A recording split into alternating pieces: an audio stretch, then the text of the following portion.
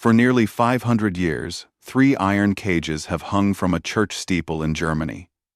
They once held the rotting bodies of tortured rebels, left for the birds to pick clean. The question isn't just how they died, it's why, 5 centuries later, the cages are still there. The year is 1536. A cold, heavy silence presses down on the city of Münster. The stench of death and iron hangs in the winter air, a grim perfume for the victorious. On the ground below the towering steeple of St. Lambert's church, workmen heave on thick ropes, their grunts swallowed by the stone walls. Slowly, agonizingly, 3 crude iron cages rise into the sky. Inside each, a mangled shape, barely recognizable as human, is wedged between the bars. These are the bodies of the Anabaptist rebels, leaders of a failed, fanatical utopia. The execution was yesterday a spectacle of unimaginable cruelty. But this is something else. The crowd in the Principal marked below watches, not with the frenzied excitement of the execution, but with a kind of awestruck horror. Punishments are meant to be a warning, a brutal but temporary show. They are not meant to become permanent. But as the cages reach their final destination, high above the city, blacksmiths begin the loud, clanging work of permanently affixing them to the sacred stone of the church itself. This isn't just a warning, this is a curse, intended to last for eternity. To understand what could drive a prince-bishop to turn his own church into a monument of unending vengeance, we have to uncover the story of the mad, messianic king who tried to build heaven on earth, and instead unleashed hell. To understand why a prince-bishop would desecrate his own cathedral with instruments of horror, we have to look at the world that created them. The early 16th century is a powder keg.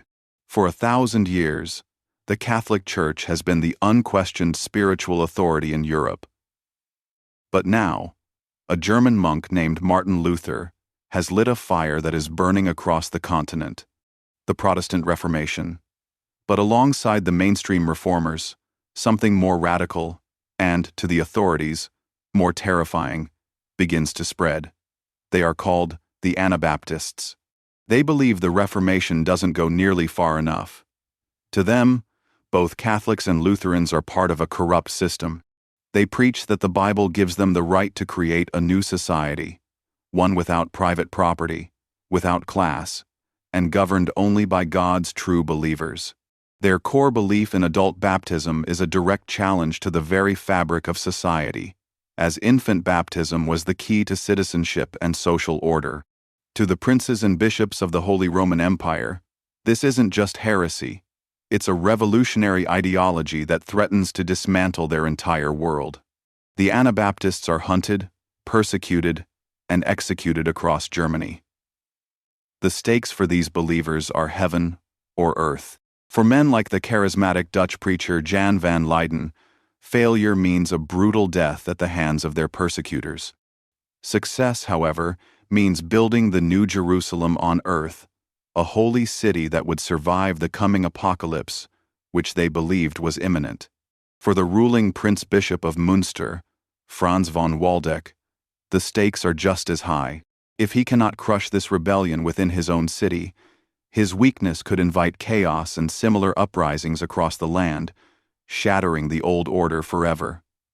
The fuse is lit in 1534, drawn by prophecies that Münster was the chosen city to become this New Jerusalem.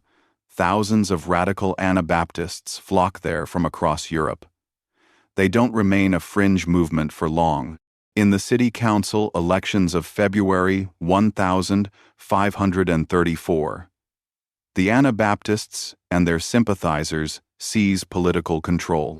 Their first act is to expel all Catholics and Lutherans from the city, declaring Münster an independent, theocratic kingdom, ready to bring about the end of the world.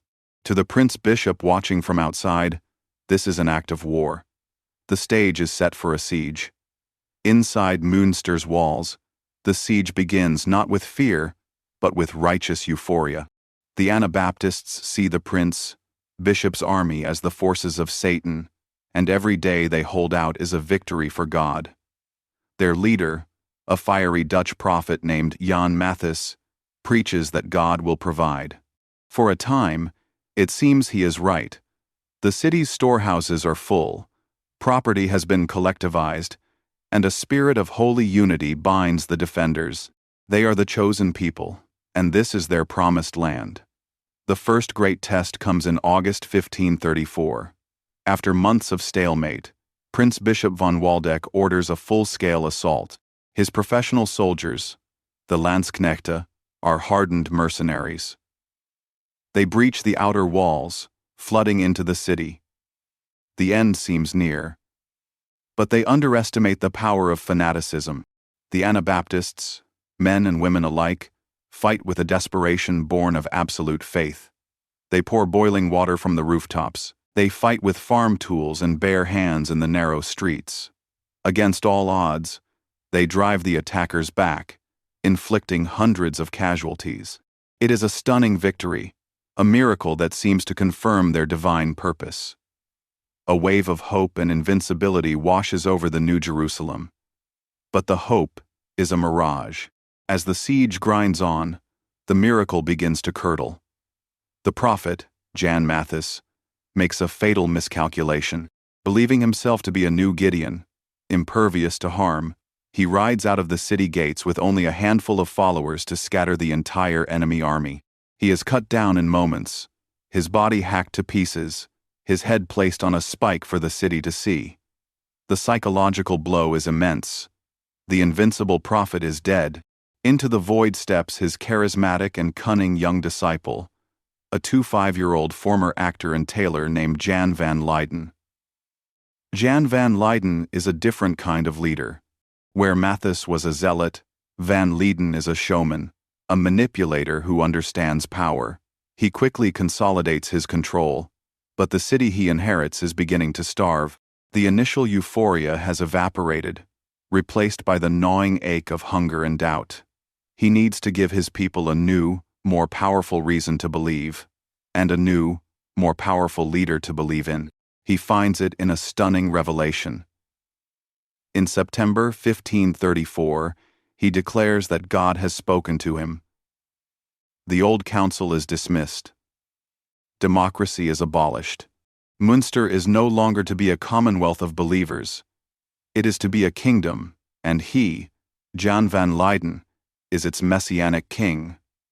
This is the point of no return. A blacksmith forges him a golden crown and a scepter. He holds court in the public square, draped in the finest robes seized from the city's wealthy. But his most radical decree is yet to come. Citing the Old Testament and the practical reality that women now outnumber men 3-1, King Jan proclaims that polygamy is now the law of God. He himself leads the way, taking 16 wives, including the beautiful young widow of the fallen prophet, Jan Mathis.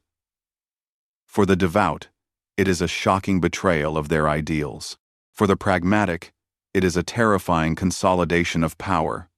Any man who objects is branded a traitor and executed. Any woman who refuses to be married is likewise put to death. The dream of a pure, utopian city has died. In its place is a bizarre, terrifying cult, ruled by a theatrical king who controls every aspect of life, from faith to food to family, all while the prince, bishop's army, waits patiently outside the walls for the city to eat itself alive.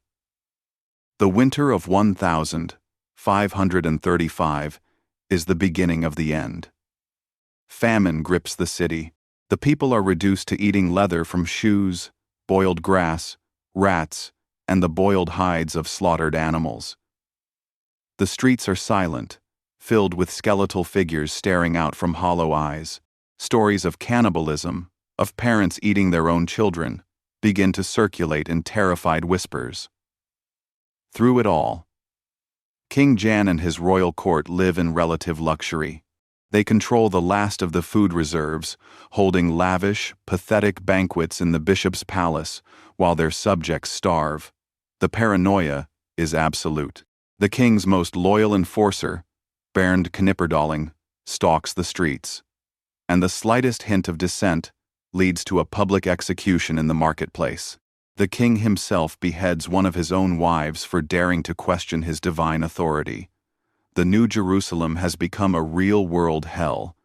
The long walk to damnation ends not with a bang, but with a betrayal. On the night of the 24th of June, 1535, two starving citizens, their faith and bodies broken, sneak over the walls and defect to the prince-bishop's camp. They tell him everything: the starvation, the despair, and, most importantly, the location of a weakened, poorly guarded gate. That night, a small group of the bishop's soldiers crosses the moat in the dark. They kill the sentries and force the gate open. The army pours in. The Anabaptists, who are still strong enough to fight, are too weak from months of starvation to mount a real defense. The battle is a massacre, a final, bloody spasm of violence in the darkened streets. The messianic king of Münster, Jan van Leyden, does not die fighting for his kingdom. He is found hiding in the cellar of a house and is dragged out into the chaos, his reign over. Alongside him are his key lieutenants, Bernd Knipperdolling and Bernd Krechting. Their holy war is lost. Their city is a smoking ruin filled with the dead and dying. As they are thrown into a dark dungeon, their earthly kingdom is gone. All that awaits them now is the bishop's vengeance. For 6 long months, the leaders of the fallen kingdom are kept alive. Jan van Leyden, Bernd Knipperdolling, and Bernd Krechting are paraded through the surrounding lands in cages, a traveling spectacle of defeated fanaticism. Their prince-bishop wants to extract not just their lives, but every last drop of humiliation from them. The final act takes place on the 22nd of January, 1536, back in the grand marketplace of Münster, the same square where King Jan once held his twisted court. The execution is designed to be a masterpiece of terror. For over an hour, the 3 men are tied to a post. Executioners approach with red-hot tongs, tearing pieces of flesh from their bodies as the crowd watches in a stunned, sickened silence. It is a slow, methodical erasure of their humanity. Finally, as an act of mercy, their tongues are pulled from their mouths, and a dagger is plunged into their hearts. But even this is not the end. Their broken bodies are then forced into the 3 iron cages that had been specially constructed for this purpose. The cages are hoisted high up on the steeple of St. Lambert's Church, positioned to face the marketplace, a permanent monument to their sins, left for the crows and the weather to scour clean. The fall of Münster sent a shockwave across Europe. For the Anabaptist movement, it was a catastrophe. The rebellion became the ultimate propaganda tool for both Catholics and mainstream Protestants, who used it as proof that any deviation from their authority would lead to chaos, terror, and madness. The radical revolutionary wing of Anabaptism was effectively annihilated. The surviving Anabaptists, groups that would evolve into the modern Mennonites and the Amish, were forced to completely renounce political power and violence, embracing pacifism as the only way to survive in a world that now saw them as monsters. But the story of the cages doesn't end in the 16th century. The bones of the rebels were eventually removed, but the cages themselves remained. In World War II, Allied bombing destroyed the church steeple, and the cages came crashing to the ground. When the city of Münster rebuilt the church after the war, they made a deliberate choice. They repaired the cages, and they hung them back up on the reconstructed steeple. They are there to this day, empty now, but carrying the weight of 5 centuries of history. They are no longer just a medieval warning against heresy. They have become something more complex. A tourist attraction, a historical landmark, and a chilling, permanent reminder of what happens when absolute faith collides with absolute power. 5 centuries have passed. Empires have risen and fallen. The world has been remade by technology and war. But those 3 empty iron cages still hang from the steeple of St. Lambert's. They are a silent testament to a story of faith turned to madness, and of justice twisted into eternal vengeance. They force us to ask a difficult question. When does a punishment stop being a warning and become a permanent scar on the soul of a city? The people of Münster themselves have debated this for generations. What do you believe? Are the cages a vital historical lesson that should remain, or a grotesque monument to cruelty that should finally be removed? Let us know your thoughts in the comments below. We believe that these dark histories are essential to understanding our own world, and the thin line we all walk between order and chaos. If you agree, subscribe to Dark History, and join us as we uncover the next chapter.